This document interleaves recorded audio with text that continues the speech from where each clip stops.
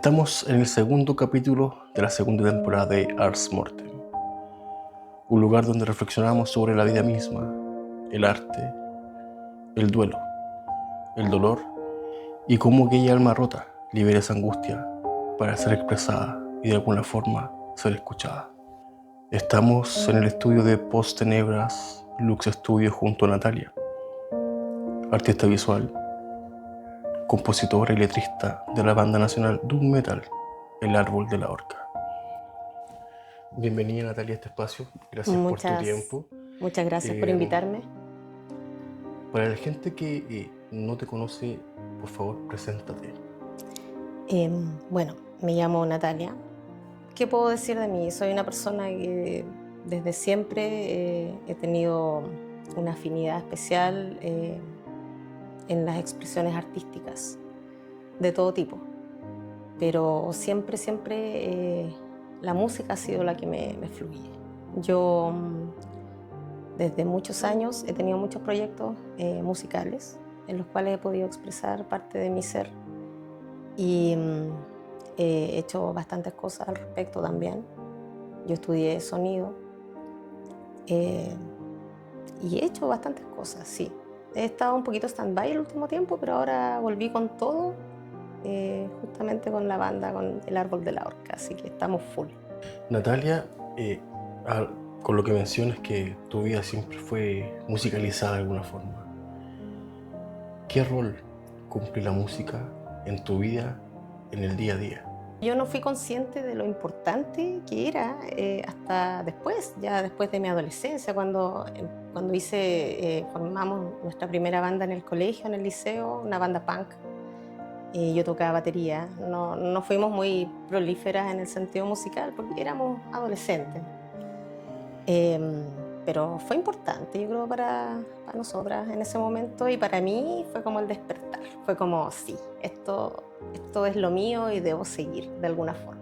Oye, ya que me cuentas que tocaste batería, ¿hay algún otro instrumento que hayas logrado practicar, tocar y quizás dominar con el tiempo?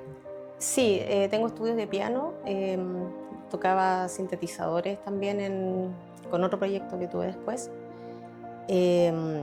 Toco bajo, pero también está dejado de lado.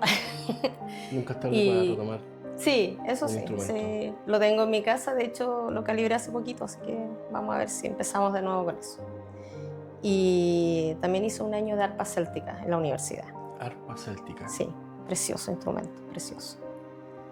Me hubiese gustado seguir y me hubiese gustado aprender más. De hecho, no descarto aprender a tocar otros instrumentos. El violín siempre me ha llamado la atención desde que era pequeña. Siempre, siempre, siempre. Pero no se han dado las cosas, en algún momento se dará. Sin duda que sí. Natalia, y volviendo al tema de los instrumentos musicales, tu vida siempre vinculada a la música, ¿desde qué edad entendiste que la música era tu refugio? Cuando tomé conciencia, yo creo en la etapa adolescente, sí, ahí. O sea, yo siempre escuchaba, bueno, te hablo, en la época cuando tenía 10 o 12 años, no había mucho acceso a la música como la que nos gusta ahora, o sea, música más underground y bandas o estilos más diversos, eso, o sea, se escuchaba lo que pasaban en la radio, te hablo del año 89, 90, era lo que pasaban en la radio. Pero siempre yo me fijaba en la música que era como un poco más distinta, que no era tan popular. Por ejemplo, no sé, Depeche Mode, en ese momento era como, oh.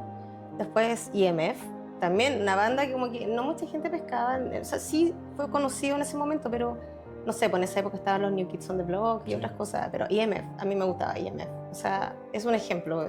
Sí. Y de ahí fui derivando sin querer a otras cosas. Y ahí empezó mi búsqueda y después conocí a Sonic Youth, por ejemplo, cosas así. Y ya, de ahí era así, yo sí o sí tengo que meterme más. Y me empecé a informar, empecé a comprar revistas que hablaban de música underground. Yo creo que a todos nos pasó lo mismo, tener la copia de la copia, iba perdiendo calidad. Sí. De repente iba a un persa o algún bazar o donde sea y te compraba, y no sé, por los 4 cassettes de 60 minutos de los Sony por 2 lucas, que Sí. era una fortuna. Sí. Y tratar de conseguirte una copia y una radio cassette que tenga doble casetera para poder copiarlo. el play y el rec y estar pendiente. O sea, antiguamente uno escuchaba el disco completo obligado. Sí.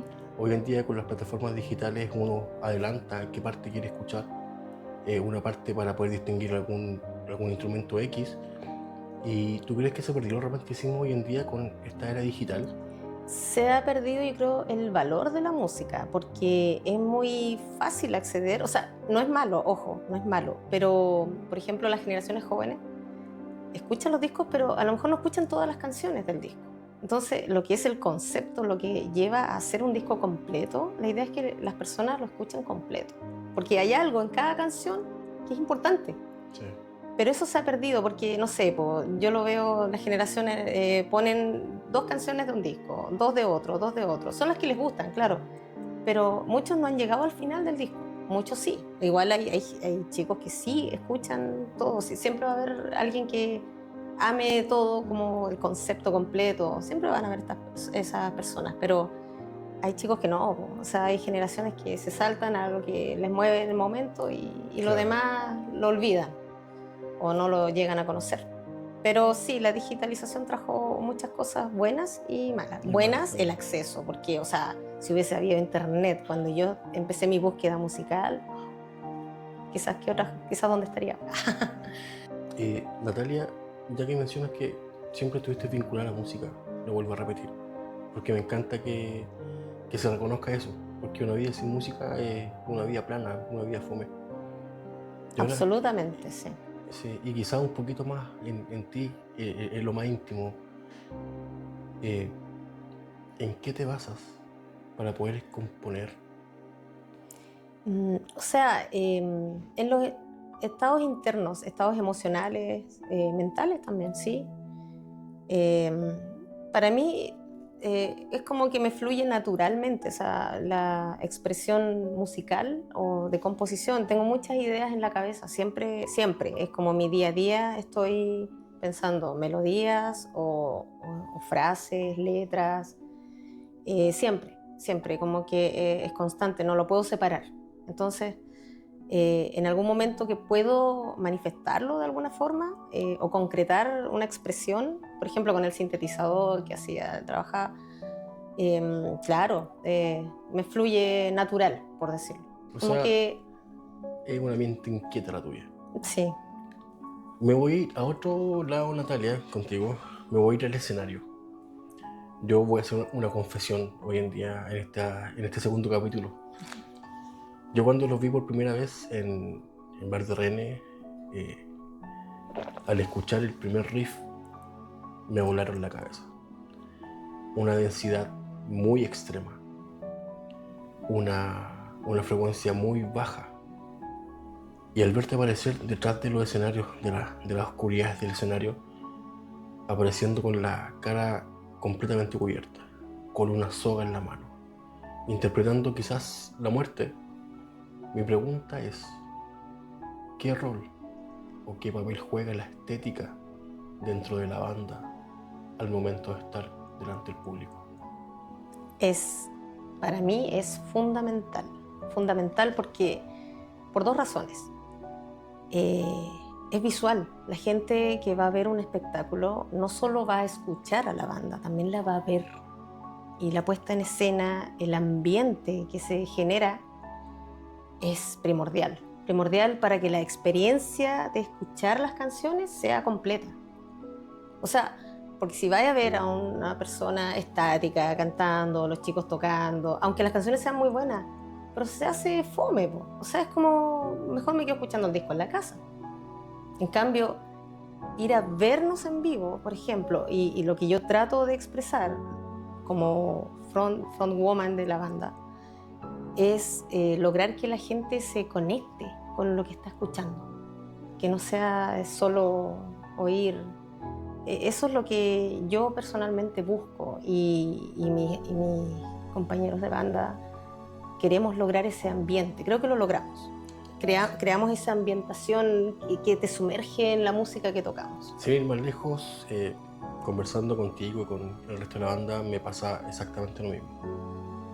Como dije en un comienzo en este espacio, al escuchar el primer riff, logré entender que tú con la música, la composición de los chicos, más el aporte de tu letra, es lo que quizá Frío Perpetuo en sus fotos tiene un guiño o una suerte de esta depresión permanente, por llamarlo de alguna forma, y yo siento que lo logran demasiado bien.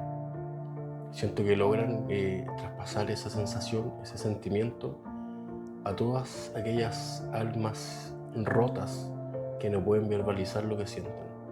Y me gustaría saber en qué parte de tu memoria te refugias para poder escribir este tipo de letras. Sí, es curiosa la pregunta porque sucede, como te conté antes, que todo el día tengo ideas musicales, y no solo musicales, visuales de todo tipo. Por ejemplo, cuando yo llegué a probarme con ellos, digamos, a mostrarles cómo canto y todo, yo les hice, no tenían letra las canciones de ellos, no tenían letra, nada, ni un esbozo de letra. Y el segundo ensayo, no, el primer ensayo, yo le hice la letra a las 4 canciones, que quedaron vueltos locos, porque le hice la letra a las canciones. Después, obviamente, fui modificando porque tuve que ver cuando cantaba, las pausas, etcétera. Pero la estructura estaba, se las hice de una, así. Y fue porque fluyó, lo que te decía. Tengo tantas ideas que para mí no fue difícil conectarme con la música, porque eso fue. Yo escuché las canciones y, bueno, casi siempre cierro los ojos y siento la música, la siento. Y ahí, claro, lo que dices tú, la memoria, más que memoria es como mi sentir. Puede ser cosas pasadas, puede ser pensamientos X o como mi sentir emocional del momento. Por ejemplo, Lonely Star, la letra siempre la imaginé en inglés. No podía ser en español, siendo que habitualmente compongo en español. Lonely Star para mí es un tema que me representa mucho. Es un tema que me hace sentir muy culpable con el solo hecho de existir. A pesar de que la melodía, la composición musical como tal es tan melódica, en su introducción y su primera estrofa quizás, pero la letra me llega a lo profundo y me hace sentir culpable de algo que no sé. Es abismante como concepto de banda logran plasmar lo que quieren proyectar. Yo de verdad que admiro mucho la capacidad de ustedes cuando salen adelante a tocar y a pesar de las adversidades técnicas que siempre les van a ver, logran sacar el show en su totalidad. Sí, creo que igual siempre hemos logrado crear esa atmósfera que es importante para que la persona logre conectarse a pesar, como dices, de los inconvenientes técnicos que hemos tenido. Igual logramos ese ambiente y yo creo que eso es lo que la gente más le llega, o sea, el ambiente completo, lo visual, las letras, la música, todo. Es que en el fondo es como tú como dijiste, es una experiencia sensorial más que auditiva solamente. Incluso el tema de la orca que permanezca en el escenario ya es algo fuerte. Sí. Si bien Chile es uno de los países con más altas depresiones a nivel latinoamericano, no siento que la sociedad sea una sociedad de cierta forma suicida. Continuando con esta conversación mucho más, ya más relajado, y de la parte más íntima, desde Frío Perpetuo hacia Natalia, vocalista del Árbol de la Horca. Frío Perpetuo te pregunta qué es la muerte para ti. La muerte es el fin de un ciclo, ¿ya? Pero para mí la verdadera muerte es la que se produce cuando llega a morir la última persona que te conoció. Porque uno de cierta forma sigue vivo en los recuerdos de las personas. Si yo muriera mañana, yo sé que todas las personas que me conocen se van a seguir acordando de mí en algún momento, obviamente no en todo su día, pero eso va a permitir que yo de alguna forma permanezca. Pero ya cuando esa última persona que me conoció deje de existir en el mundo terrenal, ahí realmente habré muerto. O sea, podríamos decir que la verdadera muerte es el olvido. Sí, absolutamente. O sea, mira, lo mismo que hablamos de la música y todo, lo que tú haces con tu arte, tu fotografía, eso es algo que tú dejas y eso va a permitir que no mueras del todo. O sea, cuando deje de existir tu cuerpo terrenal, igual tu arte va a permanecer. ¿Y a ti qué te hace sentir que estás viviendo? El mismo tema artístico, poder expresarme, para mí es sentir que estoy viva. O sea, y lograr que otras personas conecten con lo que me pasa por dentro, eso es vivir, eso es vivir. Y volviendo al tema de poder componer para los que no tienen voz, ¿tú crees que de cierta forma el arte, mezclado un poquito con estas depresiones y la muerte misma, sea la liberación de aquella alma que duele? Sí, sí, o sea, liberación es como una catarsis, sí, es un proceso es una transmutación. Podrían ser muchas cosas, pero sí, yo creo que transmutación es como lo más que yo diría que es más certero para el proceso. Bueno, yo tengo una pregunta para ti respecto a lo que haces con Frío Perpetuo. Te escucho. Imagina que tienes un cofre imaginario, ¿ya? ¿Qué atesorarías tú de las experiencias que tienen otras personas con respecto a tu arte? ¿Qué cosas guardarías en ese cofre? Y asimismo, de tus propias experiencias que has tenido con arte y con tu mismo arte, ¿qué cosas guardarías en ese cofre como algo que atesorarías pero para la eternidad? Son muchas cosas.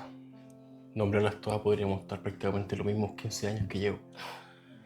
Cada vez que voy a un cementerio es una experiencia distinta, una sensación distinta, una emoción distinta.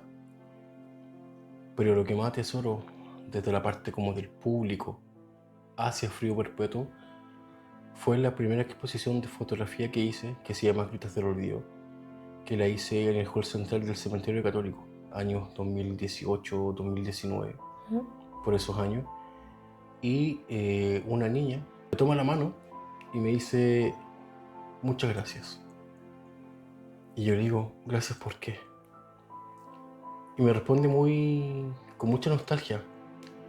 Me dice, gracias por hacerme tocar el cielo a través de tus fotografías. No supe qué responder. Y soy sincero, se me llenaron los ojos de lágrimas. Qué lindo la conexión que lograste con esa persona. Sí, me tocó el alma. Sí. Y hasta el día de hoy la recuerdo. No sé su nombre, no sé si me sigue en redes sociales, pero siempre la tengo presente en cada disparo que desde la fecha, desde mayo de 2019 hasta el día de hoy, hago una foto no pensando en ella, sino quizás en otra persona como ella, que quizás esté pasando por algún duelo, por algún dolor o por alguna búsqueda de respuestas. Y el arte está para eso, el arte está para sanar, para Sí. curar y expresar. Y con respecto a la otra pregunta que me hiciste, fue en el cementerio de Punta Arenas, mi familia materna es de allá. Y el año 2020, 2019, no recuerdo, un tiempo que viajé mucho durante todo Chile. Fui al cementerio Sada Brown, que está en Punta Arenas, y por casualidad, cansado de recorrerlo, me senté y de frente mío estaba la lápida de la madre o la abuela de mi bisabuela, de 1921. Y de hecho, la lápida es la que está en la foto de arriba. Ah, genial. Entonces, todos los cuadros que hay acá en este estudio representan pasajes y momentos de mi vida. No hay ninguna foto al azar en este estudio. Al igual que mis tatuajes, todos cuentan algo. Entonces siento que esa experiencia ha sido la coincidencia más linda y hermosa que he podido tener. Sí, fabuloso. Realmente increíble lo que me cuentas porque no podría decirse que son coincidencias. Yo creo que las cosas pasan por algo. Sí. Creo que algo que no podrías explicar te llevó ahí. Es que es muy inefable todo lo que pasó. Bueno, y yo creo que para ir finalizando y volviendo al tema musical, que nos convoca hoy en día, me gustaría saber en qué está hoy Natalia en conjunto con el Árbol de la Horca. ¿Qué proyectos se vienen? Sí, estamos concentrados en este momento en grabar, preparar las canciones que vamos a grabar. Queremos sacar un EP pronto. También está la idea de un videoclip. Es una primicia. Y más que nada eso, sacar más material, porque tenemos muchas ideas que estamos desarrollando y queremos seguir madurando eso, que cada vez sea mejor. Bueno, está de más mencionarles que sigan la banda de Natalia, El Árbol de la Orca. Como les mencioné, pueden comprar el disco directamente en su perfil. Es un disco que en lo personal, hablo muy a modo de Víctor y Frío Perpetuo en Paralelo, que es una experiencia auditiva demasiado sofocante y liberadora a la vez. Hay una dicotomía emocional, pero tremenda. Hay partes muy melódicas, como también muy depresivas. Y estamos dando por terminado este espacio con Natalia. Y como siempre, dejo las frases finales a modo de reflexión. La frase que tengo para ustedes es: quizás sea la muerte el gran presente de la vida. Recuerden, no es un día más, es un día menos. Muchas gracias, Natalia, por estar acá. Gracias a ti, gracias.